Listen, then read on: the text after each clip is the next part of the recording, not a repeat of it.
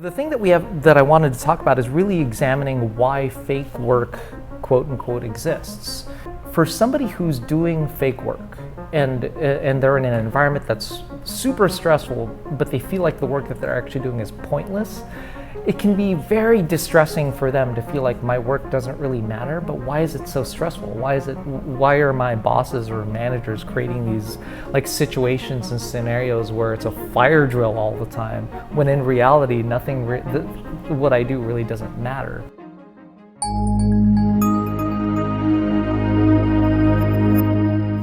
So today, the thing I really wanted to talk about is this topic of fake work. So is that something that you're familiar with?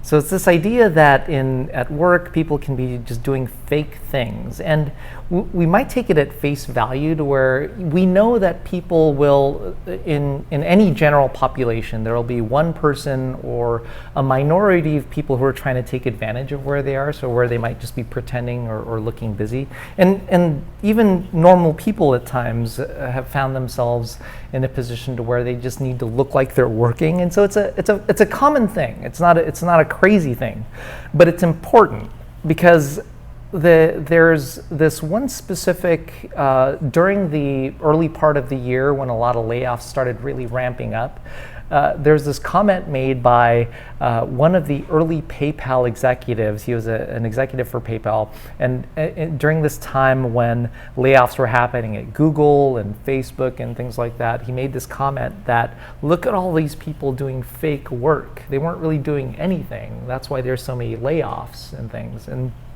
that can be true. It's totally reasonable to think that they're out of companies like that because they do a lot of like defensive hiring where they might hire somebody just so somebody else doesn't get them, and so they might just hire them so that they have them without really giving them work. So there's that kind of category of fake work, and that's probably reserved for a lot of specific types of companies like your Googles and Metas and things like that. The problem though with it is a lot of bosses, like everyday managers and bosses, will hear this term fake work, and they use it as a justification just to feed this belief like their people are really not trying to work. And so it's adding to this really false sense of danger where managers will mistrust their people because they're hearing these terms and they're hearing this phrase fake work happening in these very notable companies. And it's damaging because it's said in a lot of ways, like fake work in a way that's almost blaming the person who's working on the fact that their work is fake. And so that's pretty unfair because even built into some of these layoff stories is the fact that fake work was created by the leaders of the company, right? So and people don't generally sign up for a company to not do work. I think it's generally accepted that people will want to join a company and be able to do a great job. I don't think anybody would say, hey, I just want to show up, or maybe a minority would say, I want to show up and do nothing but get paid. But in general, people want to be able to say that I'm a rock star at work, that I'm killing it. And so that's one part of the conversation that really disturbs me, is that using this idea of fake work to feed a narrative that people are generally lazy and don't want to work, and so this fake work exists because people want to do it, when in reality, it's really a symptom of really poor management and really poor leadership. And so the thing that I wanted to talk about is really examining why fake work, quote unquote, exists. And there are legitimate reasons why it exists, and it's systemic, it's everywhere. But the thing that I really want though is that for somebody who's doing fake work, and they're in an environment that's super stressful, but they feel like the work that they're actually doing is pointless, it can be very distressing for them to feel like my work doesn't really matter, but why is it so stressful? Why are my bosses or managers creating these like situations and scenarios where it's a fire drill all the time, when in reality what I do really doesn't matter? And so there's workers who, in an environment where your managers or leaders are 100% focused on fake work, but they don't know it, it can be these really toxic environments. I think that's really where we get environments networks that are mostly toxic is because they're so far removed, focused on fake things, that they've lost sight on what's really important.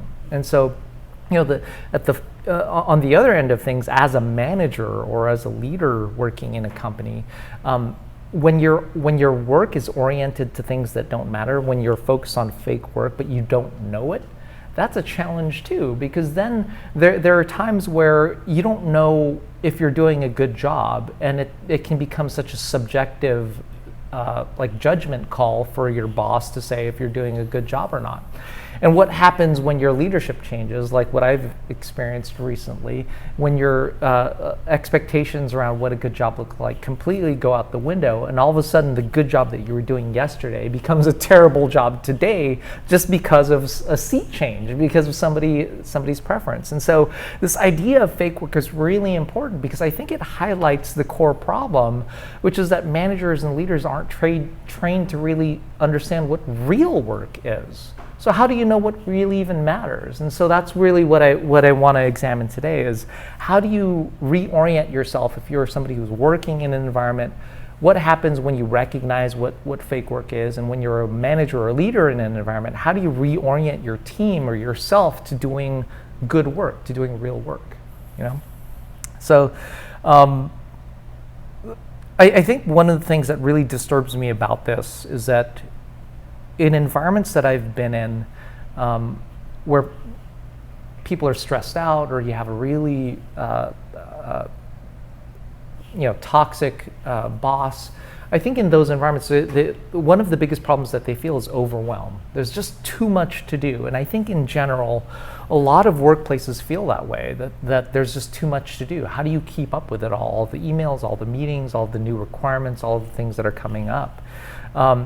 And the thing that really sucks about that is that if you can't figure out what matters in situations where everyone's just overwhelmed, and people just want you to work harder and just put in the hours and work harder without really having a sense of what you're doing matters or not, then that's when people are put in this situation to say, should I sacrifice my time with my family? Should I sacrifice time for myself? And then when they're taking home that stress of the workplace, where I don't know how to do a good job because it's not clear to me if what I'm doing really matters, those are those situations where people are staying up at night, where parents are losing sleep over their work, or where people are losing sleep over what they're doing because they just don't know how to get out of this situation. And the tragedy is, a lot of the time, these are people who just want to do a good job. And why is it that from a leadership and management standpoint, we're not putting our people in a position to do a good job? And I think that's where fake work comes in. It's where where work becomes this like ambiguous mashup of the things that you have to do at work, and what really matters and what doesn't. And so I think that's where we get into these weird situations where environments at work can get really toxic. So I have this idea. I came up with this idea of how to separate out all of what exists in terms of work in a workplace. How do you separate it out in terms of the purpose of that work? And so I've talked about this in videos before, but the diagram that I drew for this are these 3 rings, right? So in any workplace, in any business really, there are 3 types of work, or 3 purposes for work. Your A purpose, your B purpose, and your C purpose. So the A purpose of any work is really the reason why that business or enterprise exists. It's sick people for hospitals, thirsty people for Starbucks or coffee shops. So your A purpose is that, why the enterprise exists. The B purpose of work are those capabilities that it takes for the A purpose to exist. So if you're a Starbucks, one of the capabilities that you need is to have a facility, a clean facility. And so B purpose work is, how do you keep it clean? How do you source your materials? How do you source your coffee? How do you hire people? All of those things that you need in order to enable your A purpose work. It's all of those capabilities. And the C purpose work. Now this is the interesting one, because this is the place where all of the other stuff exists in a workplace that doesn't connect directly to the purpose of the business. And so you might ask, why does that even exist? And so a lot of like leadership and management professionals, they want to believe that everything is A-purpose work, and that's just not realistic, because in the C-purpose work, it's just by virtue of having people in the same room and doing work, you have to take care of your people. And so that means that sometimes you're doing things that doesn't always translate directly to productivity in terms of A-purpose work. So like team building, things like that might be C-purpose work. You might do things that live in that box. Yeah. So at Starbucks, they might have things like where team building for Starbucks as well, or they might have people who do the community message boards for your customers or something like that, or postings for at Starbucks like that. They might have like compliance trainings and things like that they might have to do because for conduct, like professional conduct about how you interact with your coworkers and things like that. And so it doesn't have a direct connection to your A-purpose work, but they're things that you need to do just by virtue of the fact that you have people who are working together and you need to take care of your people. So in the C-purpose is really where some interesting things are happening in fake work. So when I was thinking about this and I was thinking about fake work, so the crazy thing is that it exists, but the thing that we also have to accept is that it needs to exist in some circumstances. So it's not like you can just say that, well, let's just get rid of all of the C-purpose work, let's get rid of the fake work that exists and we'll all be better for it. There's actually good reason why it exists. And so I came up with 3 specific types of fake work that are really common and why we see them, why they exist. And those are the types of things that live in that C-purpose work that are really common. They could be problematic, but they could also be very purposeful is the thing that's kind of crazy. And so the first thing, so in terms of 3 types of fake work, I'll talk about fraudulent fake work. So we've seen a lot of that with companies, like Theranos and even some of like the crypto companies recently. There's fraudulent fake work, and I think that's the one that gets a lot of attention. A lot of bosses are worried about. The other 2 types that I'll talk about: incentivized fake work and speculative fake work. And so we'll talk about those 2 and why those are important. But let's start with fraudulent fake work. So when it comes to fake work that matters to a lot of bosses and managers and leaders, they're thinking about fraudulent fake work. They're thinking about that work that people are doing just to look busy or to make it look like they're producing results. And so at the far extreme end of things, you might get something like Theranos, where people are asked to do things fraudulently, even though their product or service isn't actually working, to make it look like it's working. And so I won't spend a lot of time there because I think that exists, and there isn't a lot that we can do to prevent fraudulent fake work, other than really, your company's values and core values and things like that. And so that's kind of well-known space. The interesting ones for me are these other 2 types because they exist and we create them without knowing it. And so the first one is incentivized fake work. Taking a step back from fraudulent fake work. So push out of your mind those scenarios where there are people who are actively trying to deceive you. And now, so take that population of people in the workplace who are actually trying to work and actually trying to be there to do valuable things. And there's this idea of incentivized fake work. And so when I was first in management, when I was first managing a team and asked to do a budget, one of the interesting things that I found is that there are really great ways to create budgets for your team. You can figure out based on, even if your work is all knowledge work and you're not like making things, you can still come up with pretty accurate budgets for your work by doing things like activity-based costing. So it was one of my favorite things in grad school in accounting, was this idea of activity-based costing, because once you move away from manufacturing things, costing for your business gets really kind of hairy, because you're not just counting raw materials and labor hours. Because if you're a programmer, if you're doing software, if you're providing a service, everything becomes overhead. You can't allocate a certain number of a person's time and effort to a specific product or service. The math kind of breaks up, and so everything becomes overhead. So in order to understand cost and how to budget in businesses like that, you go to something like activity-based costing, where you start to break down your service or whatever it is that your business produces in terms of activities.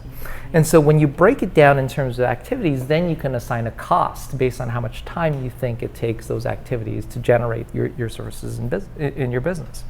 And so the incentivized fake work is kind of interesting, because when I first did a budget, I came up with as accurate a set of numbers as I can come up with. And I think for my perspective, it was a pretty accurate budget. I knew exactly what types of activities my team would engage in based on the types of work that they do. And so when I submitted this budget, it was funny, I submitted it, and my director took a look at it and said, you might want to take a look at this again.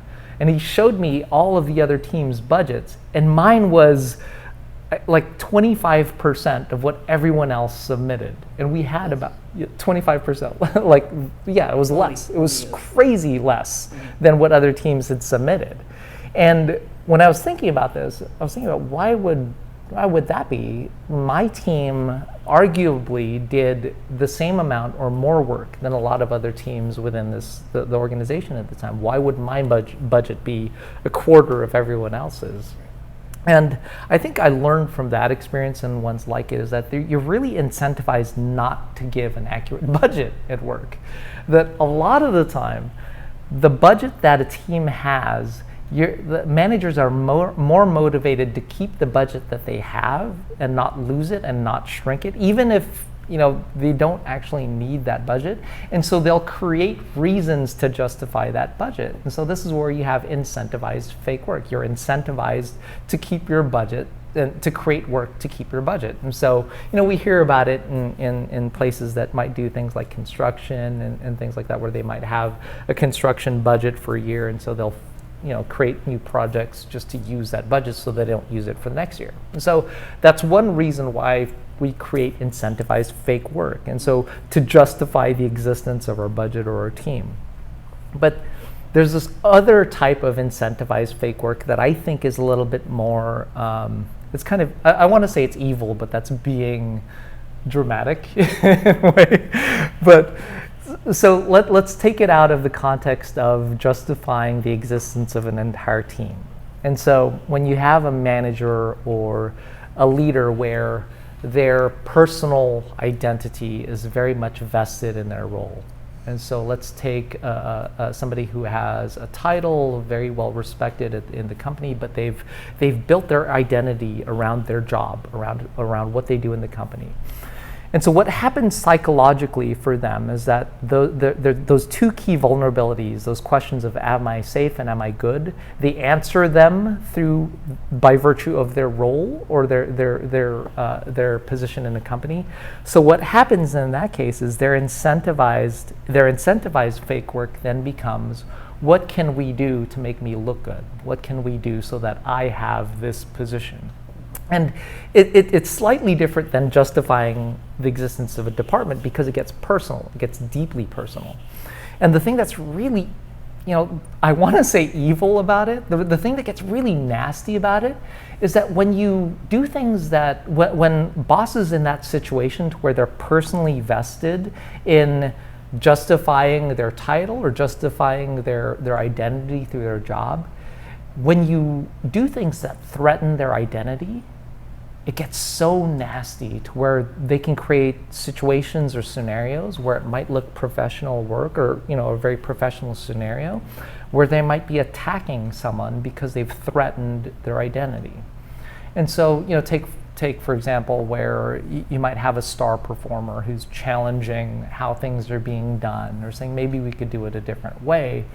If a leader or a manager is vested in this way personally in their identity as a boss, they might take that as an affront or a threat to their credibility or their legitimacy. Or if they're nearing retirement or something like that, or they're dependent on that role in some way, and they see it as a threat and somebody's trying to take over their position, it can get deeply personable. But they can create this fake work to mask an attack on someone else. And so so that's a whole category of incentivized fake work that I get, where it gets super nasty, where managers or leaders are deliberately creating situations where their team is failing, or they're deliberately creating situations where they're trying to show their worth by, maybe creating a problem or a complex issue that only they can solve, so that they can say, hey, I'm here to save the day.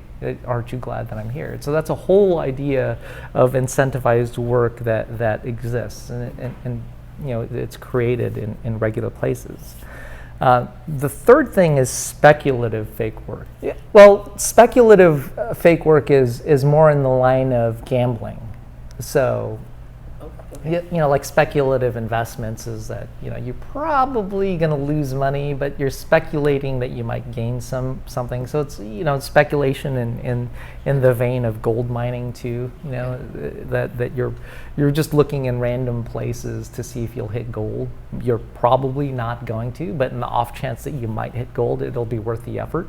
And so people in companies speculate all the time. They do things because they can, or they do things because if they don't, somebody else might hit the gold mine, and they don't want to be caught doing nothing. And so companies might create things like an innovation department where they might try different things, or where they might come up with patent ideas because they want to do it defensively so that other companies don't get there first. And a lot of leaders will do things speculatively also because they don't want to get caught with their pants down, to say that you were doing nothing. You weren't even trying to investigate how to do things differently. And so this exists in a way too.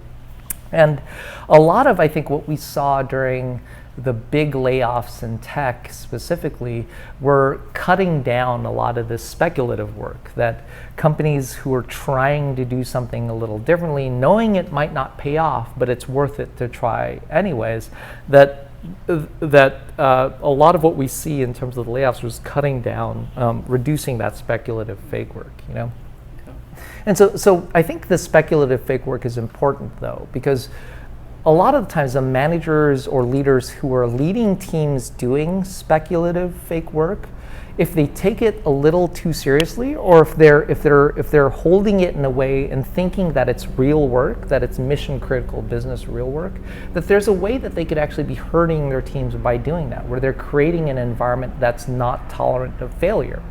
So what's inherently important about speculative fake work, that if you're doing something like experimental things, or if you're doing things that might have a huge payoff, is you have to be very tolerant of failure. You have to be able to create a safe environment for your teams to fail, to try to take really big risks. And the thing is, if you're a leader or a manager and your team is built around speculative fake work, what does that mean for you? What does it mean for you to be safe? And so if your idea of being safe is to hit home runs every time, you're not being set up to succeed, right? Because the whole idea is that you're trying something different and it may not work out. So there's all sorts of dysfunctions where if upper leadership see your team as something that's going to hit a home run every time, but the nature of your work is high risk, high payoff, but low likelihood, then you're fighting an uphill battle where you're setting yourself up. And so if you're a manager in that situation, you have to be prepared to accept that what happens if you fail. You can hedge your bets and try not to fail, but the risk of what happens then is you're not setting up your team to succeed. Then if you're hedging your bets and you're playing it safe as doing speculative work, then you're not really setting up your team to try anything very different or try anything that might have a huge payoff. And so that's where you're cutting your team's legs off. And so it's important as a manager to know if your work is speculative work or fake work in that way, how do you need to behave? How do you need to set up your team for success? How do you need to set up expectations for the people that you report to, so that you have the leeway to do things that might be a little bit crazy, and the support, knowing that those things might pay off, but they might also fail. So that's speculative fake work. And so I think there's a skill buried in here that I think is really uncommon. And it's how do you figure out what real work is then? So how do you orient your team to real work? And so the skill here, I think it goes back to that diagram again of A, B, and C work. So the thing that I take a lot of my my clients to is this idea of how do you start to do an analysis of your own team or of your business. And so if you're a manager, maybe new to a team or you have an existing team, go through this exercise of an analysis for your team. Where does your team's work fit in all of this? First, fill in this box of your business. What is your business's A purpose? Fill that in. What are all the necessary capabilities to enable that work to happen? And then what are the C purpose things that you see that you don't really have context for about how that fits in, and put that in the C bucket. And then where does your team's work fit in all of this? So I think that's a first step, is really understanding that.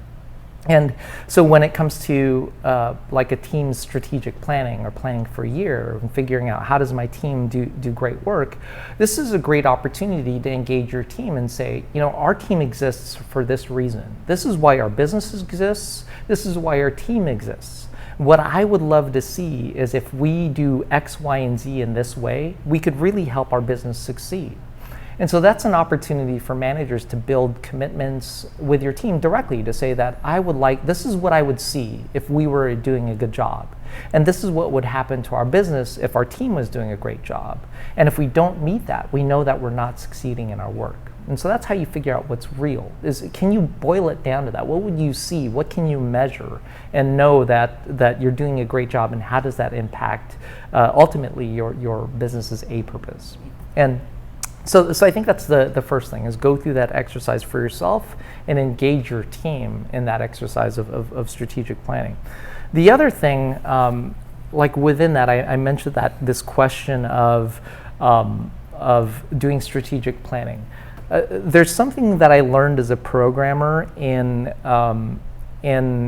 when I started off as a programmer. When you're figuring out how do you figure out the way that your program is supposed to execute, and if it's doing the right thing.